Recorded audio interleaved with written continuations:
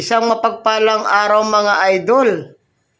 Ayun, meron po tayong kliyente na nagmula pa po sa ibang bansa at naging isang OFW doon.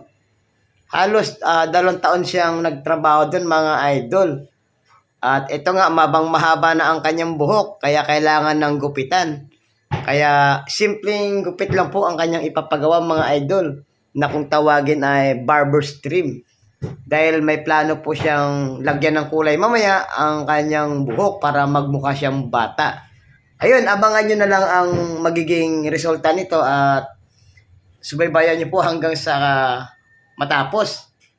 Gagawin nating batang-bata po ang ating kliyente ngayon.